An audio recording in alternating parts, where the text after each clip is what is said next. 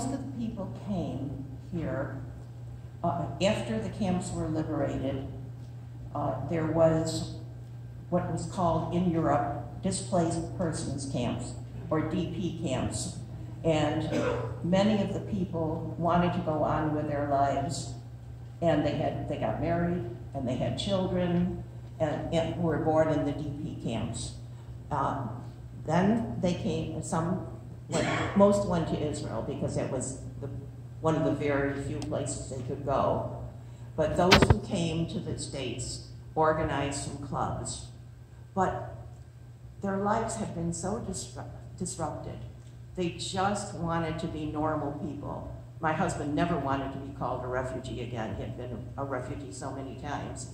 So there were organizations, and there were things like family service and Jewish family service and Catholic family service that still exist, that provided services. And some people did organize into clubs because they all came from different ethnic backgrounds.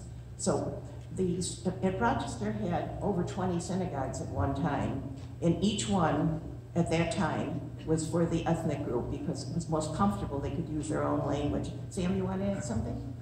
Yeah, the CHI Center, the Center for Holocaust Information and Awareness at the Jewish Federation is sort of So you had asked if there is some sort of organization or umbrella. The closest thing that there is in Rochester is that the Jewish Federation of Rochester actually has a department called the Center for Holocaust, I think, Information and Awareness, Awareness and Information. It's run by Bonnie Abrams, who actually is organizing the event at the Jewish Community Center today, the community-wide Holocaust Remembrance event. So I think as close to an umbrella organization or whatever it is the Chai Center at the Jewish Federation.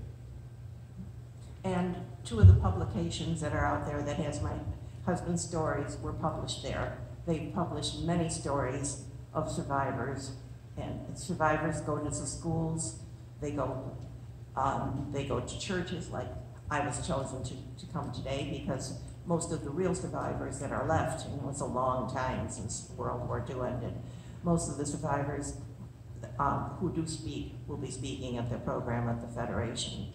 So if you belong to any other groups that you would like to have a speaker come.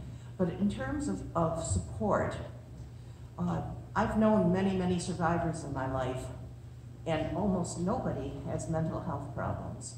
What they went through, many of them who were in camps were 60 or 80 pounds when they came out of the camps. They wanted to live. They survived, and they thought they had to live for their relatives who had perished. And in the beginning, they couldn't tell their stories. It was just too painful. And they didn't want to. They wanted to go forward. So it's only in later times that people told their stories. So again, there's a question back there. Yes.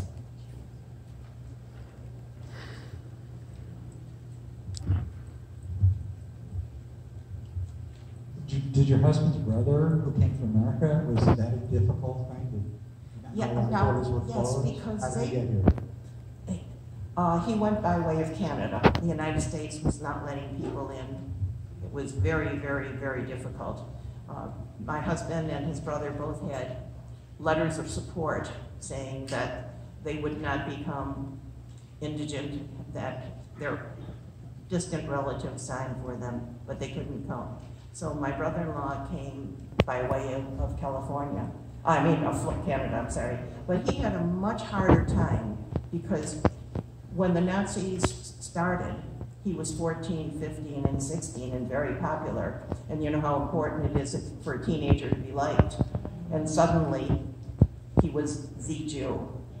They lived in a neighborhood that was very mixed. And as the Jew, he was hated. And so it was to have to leave home and family. One of the things he used to say, going to China was more difficult than going to the moon would be in these days, because we know something about the moon, but they didn't know anything about China. Does that answer your question? Okay, here's another question. You know what, when I came here, I worked at Eastman Kodak, and I worked with a person that was of Jewish background, and he told me that he had to change his last name because of being a Jew, because like you don't really look like a Jew, you know what I'm saying? But in order not to identify being a Jewish person, you had to actually change your name because of what you just said. Is that so true? Hate has existed everywhere. I have a badge here that says stamp out hate. You know, it's hard to be different.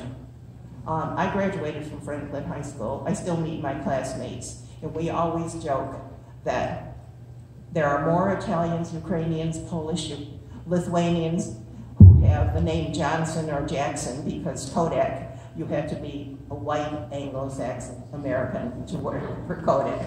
So those of us who had white skin could change our names, but you know that some of the people in this room could not change. It didn't matter what their name was. So thank God we live in a better time. There's a question back there. I'm wondering how you met your husband. Well, we're running short of time, but I will tell you.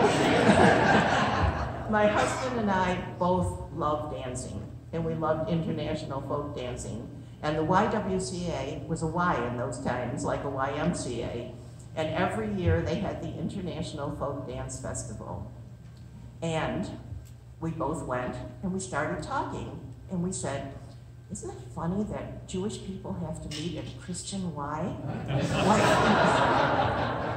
Why doesn't the Jewish Y have a group for young singles? So we established a club called the 2030s Club. We weren't interested in each other. And then one day the director of the JCC said, when are you two getting engaged? I said, engaged? We're just here to meet somebody. But we looked at each other differently after that. And I had 50 wonderful years, and there's my son to prove it, and my grandson.